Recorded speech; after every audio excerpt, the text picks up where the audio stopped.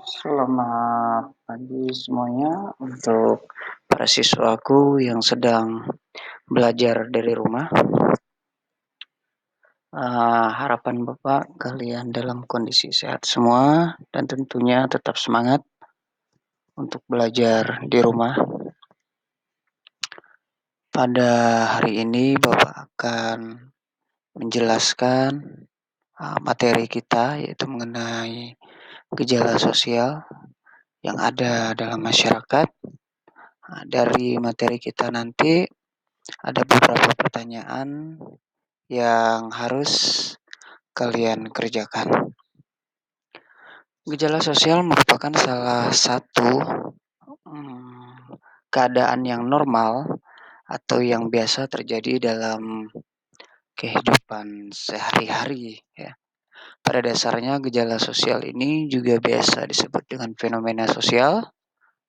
Jadi konsepnya ini lebih merujuk kepada peristiwa-peristiwa, kejadian-kejadian, perilaku atau tindakan sosial yang memiliki keteraturan.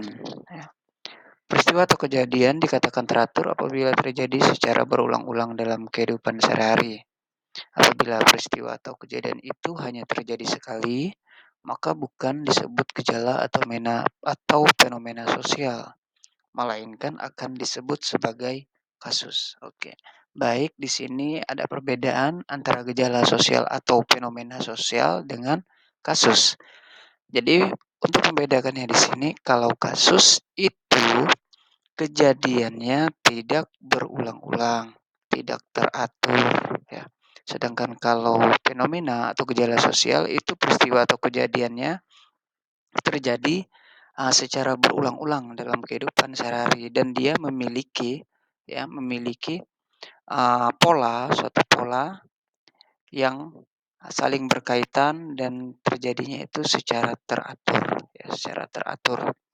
Itu mengenai gejala sosial, definisi atau pengertian singkatnya dari gejala sosial.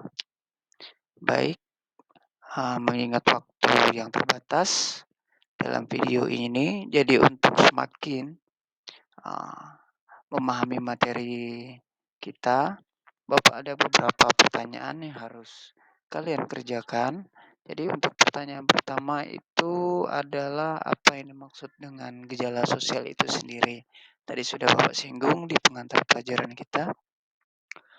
Kemudian dari gejala sosial itu sendiri di masyarakat itu juga biasa dibedakan ya.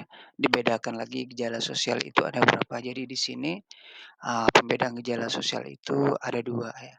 Tugas kalian itu hanya menyebutkannya saja. Itu ada di buku materi kalian di modulnya di halaman 15. Kemudian yang ketiga ada berbagai faktor sehingga terjadi gejala sosial di masyarakat. Baik, kalau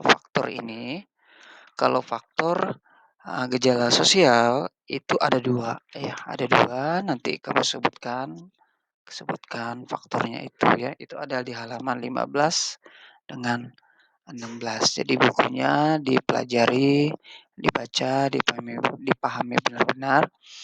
Nanti setelah materi ini akan ada tindak lanjut untuk materi selanjutnya. Tentunya kita akan lebih mendalami lagi materinya jika semuanya sudah bisa menjawab pertanyaan dasar dari materi yang Bapak sampaikan pada hari ini.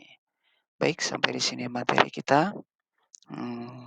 Selamat pagi, sehat selalu, sukses untuk kalian dan tetap semangat dalam belajar walaupun dalam kondisi pandemi pada saat ini. Selamat pagi, salam sejahtera untuk kita semua, sehat selalu.